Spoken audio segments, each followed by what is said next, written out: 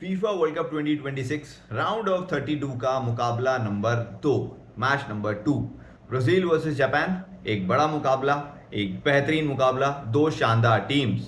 शुरुआत करते हैं इन दोनों टीमों के बारे में। ब्राजील, अगर बात की जाए ब्राजील की, सबसे ज़्यादा बार वर्ल्ड कप टाइटल, एक star glazing team, powerful performance, Samba, everything. दूसरी तरफ जापान की अगर बात करें तो underdogs, fight till the end, एक अलग तरीके की एनर्जी वाली team Japan. Still searching for another win against Brazil, यानी दूसरी जीत की तलाश, क्योंकि अब तक 14 बार मुकाबले खेले गए इन दोनों टीमों के बीच, जिसमें जापान ने सिर्फ एक बार मुकाबला ब्राजील से जीता है, और वो पिछले साल अक्टूबर की अगर बात करें, जहां पर एक फ्रेंडली मुकाबला हुआ था। उस मुकाबले में जापान ने 3-2 से ब्राजील को मैच हराया था। चलिए, ये तो हो गई कुछ शुरुआती बातें, लेकिन अगर इन दोनों टीमों की करंट सिचुएशन देखी जाए और अभी की अगर बात की जाए, ब्राजील ने अपने ग्रुप में एक मैच ड्रॉ खेला मोरक्को से, उसके बाद के दोनों मैच जीते, बड़े शानदार तरीके से अपना पूल टॉप किया। उधर जापान की अगर बात करें, जापान ने एक अच्छा गेम डिस्प्ले किया अपने ग्रुप में, सेकेंड नंबर पर आई जापान की टीम। अब ये सिनारियो बना कि ये दोनों टीमें एक दूसरे को फेस करेंगी राउंड ऑफ 32 में, तो एक चैलेंजिंग मैच बन जाता है नॉकआउट स्टेजेस में। अब जो भी टीम इस मैच को जीतेगी वो खेलेगी या तो नॉर्वे से या तो आइवरी कोस्ट से। उन दोनों टीमों में से जो भी मैच जीतेगी, उनका मैच ब्राजील या जापान के किसी भी टीम से होगा जो भी इस मैच को जीतेगा। अब ब्राजील के लिए अच्छी बात यह है कि ब्राजील को जो एक रिदम चाहिए थी मैच में, वो मोरक्को के बाद के मैचों में कहीं ना कहीं ब्राजील को मिल गई। लेकिन नुकसान ये हुआ कि रफीनिया नहीं है अब उनके, एक और इंपॉर्टेंट प्लेयर, अहम प्लेयर की अगर बात करें फॉरवर्ड्स में, तो रफीनिया नहीं है। तो रफीनिया तो चले गए।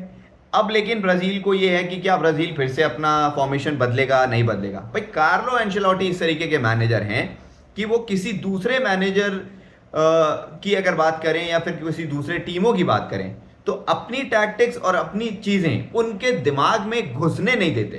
क्यों? क्योंकि 4-2-4, 4-3-3, 4-4-2, ये सारे फॉर्मेशन जो हैं वो बदलते रहते हैं। अनलाइक जापान, जो कि 2024 से एक फॉर्मेशन खेलते आई है और वो उसी फॉर्मेशन पर रिलाय भी करते हैं। हाजिमे मोरियासु की अगर बात करें, जो जापान के कोच हैं, वो 3-4-2-1 का जो फॉर्मेशन रहता है वो उसी पर रिलाय करते हैं पिछले 2.5 साल से अगर देखा जाए।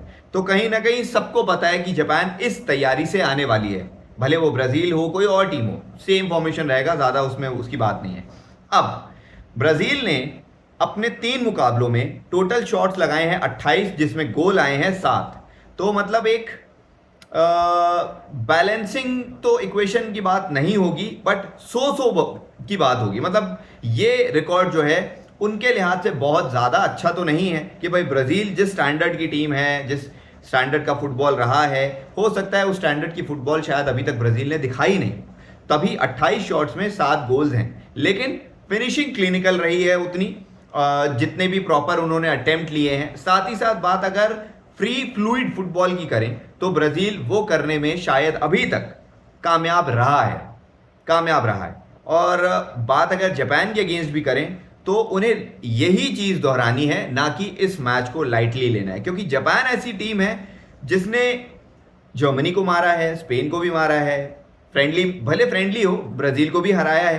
तो एक पावर हाउस है, जापान एक पावर हाउस बन चुका है अब फुटबॉल में, और अब उसे किसी नए एक्सपीरियंस या काफ़ी ज़्यादा नई चीज़ों की ज़रूरत नहीं है, क्योंकि लगातार अब उनको फीफा वर्ल्ड कप खेलने का एक्सपीरियंस भी है, मैचेस में आने का एक्सपीरियंस भी है, बड़ी टीम्स को फेस करने का एक्सपीरियंस भी है। तो सारी चीज़ें हैं उनके पास, उनके प्लेयर्स बड़े बड़े क्लब से खेल रहे हैं, तो वो सारी चीज़ें हैं। वो एक उनका इक्वेशन जो है वो बैलेंस आउट करती है जापान की। अब जापान ने ओवरकम किया है 2-3 बड़े बड़े खिलाड़ियों के एब्सेंस को, जैसे मिटोमा की अगर बात करें या फिर वटारू एंडो की अगर बात करें, तो ये प्लेयर्स, जब ऐसा लग रहा था कि जापान में ये सारे प्लेयर्स होंगे तो ऐसा लग रहा था जापान की टीम बढ़िया होगी, बट क्या, इंजरी हो गई। इंजरी होने के बावजूद जापान के पास में प्लेयर्स का पूल इतना बड़ा है और इतने ज़्यादा हैं कि वो फटाफट रिप्लेस करते हैं सारे प्लेयर्स को, और उन्होंने कर भी लिया। अब अगर कोई प्लेयर बड़ा नहीं है या फिर उस लेवल का नहीं है, तो जापान ने लाइकली रिप्लेसमेंट किया है, और शायद जो रिप्लेसमेंट किया है या जो प्लेयर को रिस्पॉन्सिबिलिटी लेनी है वो प्लेयर उस तरीके की रिस्पॉन्सिबिलिटी ले रहा है। यानी अयासे उएडा की अगर बात करें, जो कि स्ट्राइकर हैं जापान के, 3 या उससे ज़्यादा गोल कंट्रीब्यूशन में अभी तक वो शामिल हो चुके हैं इस वर्ल्ड कप की अगर बात करें। और जापान ने भी कुल स्कोर की बात करें तो उन्होंने भी 7 गोल्स स्कोर किए हैं अब तक अपने ग्रुप मैचेस की बात करें तो। गोल स्कोरिंग में भले ही टीमें बराबर हों, डिफरेंस आता है आपका पोजीशन कहां पर है, डिफरेंस आता है कि आप किस स्टाइल से फुटबॉल खेल रहे हैं, डिफरेंस आता है कि आपके कुछ इंपैक्टफुल प्लेयर्स पिच पर, फुटबॉल के ग्राउंड पर क्या कर रहे हैं, मतलब with ball end of the ball. मतलब सबसे इंपॉर्टेंट चीज ऑफ द बॉल ये हो जाती है कि प्लेयर के पास अगर बॉल नहीं रहता है उस समय भी वो अपना मूवमेंट किस तरीके से बना रहा है या फिर कम्युनिकेट करके दूसरे प्लेयर्स की पोजीशनिंग किस तरीके से चेंज कर रहा है ताकि उनके रिलायबल तरीके से गेम चले। तो ये चीज सबसे बड़ी होगी इस मुकाबले में ब्राजील और जापान की। क्यों? क्योंकि दोनों ही टीमें पावरफुल हैं, स्टैमिना में, पावर में, सारी चीजों में। बट डिस्प्ले और फ्लेयर की अगर बात करें तो वो कहीं ना कहीं ब्राजील के साथ जाता ही जाता है, एज है। हाँ, ये है कि अपसेट वाला टूर्नामेंट है, बड़ी बड़ी टीम्स को हमने अपसेट होते देख लिया, लेकिन अब वो जो अपसेट रहता है वो अर्ली स्टेजेस का रहता है। अब तो क्योंकि नॉकआउट है, अब इसके बाद में किसी को ज्यादा चांसेस मिलेंगे भी नहीं कि अगले बार आपको भी चांस है, आपको भी चांस है, नहीं। एक बार का मुकाबला नॉकआउट, और उसमें जो लग गया वो लग गया, वरना बाहर हो गया। तो ऐसे में मुझे ऐसा लग रहा है कि ब्राजील, क्योंकि पिछले कई समय से अपसेट उन्होंने इतने ज्यादा देख लिए हैं कि अब वो गलती की गुंजाइश शायद कहीं नहीं छोड़ेगी ब्राजील की टीम। इसीलिए ये जो 4-4-2 का फॉर्मेशन ब्राजील खिलाएगा, या हो सकता है 4-2-4 भी हो, इसमें सबसे इंपॉर्टेंट प्लेयर हो जाएंगे फिर से। शुरुआत से तो विनीशियस थे, लेकिन अब भी विनीशियस रहेंगे बावजूद इसके कि नेमार का कमबैक हो चुका है। क्यों? क्योंकि हमें नहीं पता कि नेमार फिर से 90 मिनट खेलेंगे या नहीं खेलेंगे, क्योंकि उनकी पोजीशनिंग वही रहती है, लेफ्ट या फिर सेंटर अटैकिंग मिडफील्डर। तो वहां पर प्लेयर्स ब्राजील के ऑलरेडी मौजूद हैं और लंबे समय से खेलते आ रहे हैं। ये नहीं कि उनको इंजरी हो गई है, नहीं। रफीनिया नहीं है तो रायान ने उनकी जगह अच्छी ले ली है, और पिछले मुकाबले में स्कॉटलैंड के अगेंस्ट हमने उनका परफॉर्मेंस देख भी लिया था कि भाई बेहतरीन प्लेयर हैं वो भी, राइट विंग के हिसाब से की अगर बात करें। और कुनिया की अगर बात करें, भाई 3 गोल उनके भी ऑलरेडी हो चुके हैं, विनीशियस के 4 गोल हो चुके। तो ऐसे में कहीं ना कहीं लग रहा है कि ये अटैक ट्रायो जो है ब्राजील का, ये बड़ा इंपॉर्टेंट होगा और अच्छा होगा। और अगर मिडफील्ड की बात करें, काफ़ी ज़्यादा एक्सपीरियंस साइड मिडफील्ड में भी, कासेमेरो, ब्रूनो गिमारेस की अगर बात करें, लुकास पाकेटा की बात करें, और ये जो जापान 3-4 ये जो 3-2-4-1 का फॉर्मेशन उतारती है या 3-4-2-1 का जो फॉर्मेशन उतारती है, उसमें कहीं ना कहीं लूप होल शायद ये रहता है कि बेहतर चीज़ ये है कि वो डिफेंसिव ब्लॉक के हिसाब से बहुत अच्छा फॉर्मेशन है कि डीप डिफेंसिव ब्लॉक रहता है। 3-4-2-1 मतलब 3 डिफेंडर्स हैं, 4 मिडफील्डर हैं आपके, तो आपको पीछे प्लेयर्स की कमी नहीं दिखाई देगी।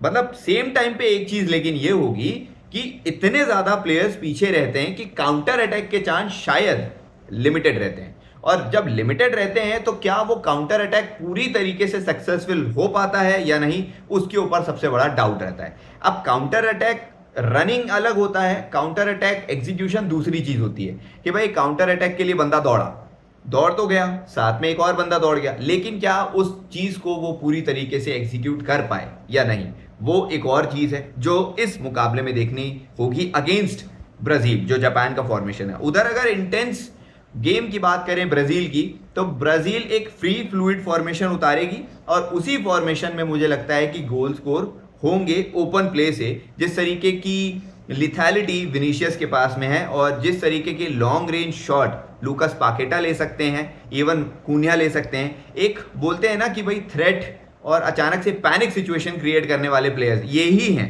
कि डी के अंदर आप हड़बड़ा दें दूसरे टीम के प्लेयर्स को।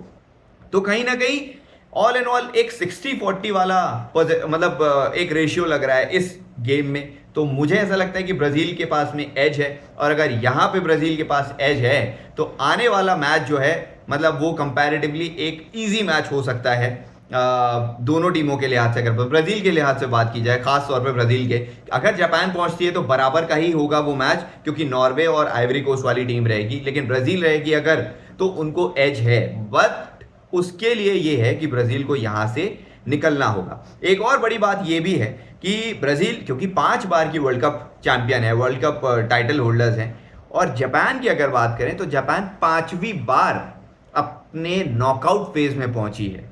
उनका बेस्ट 16 निकल कर आया है, मतलब जब वो 16 में पहुंचे थे, बट उसके बाद जापान की अगर बात की जाए तो नॉकआउट में वो बाहर हो जाती है जापान की टीम। कुछ ना कुछ फ्लॉज या कुछ ना कुछ छोटी गलतियां ऐसी रहती हैं जो जापान कर जाती है, बट प्लेयर्स अच्छे हैं, कोच बेहतरीन है, फॉर्मेशन लगातार 2-2.5 साल 3 साल से सेम चलता आ रहा है, तो एक इक्वेशन अच्छा बन गया है टीम का और एक अच्छे रिदम पे है।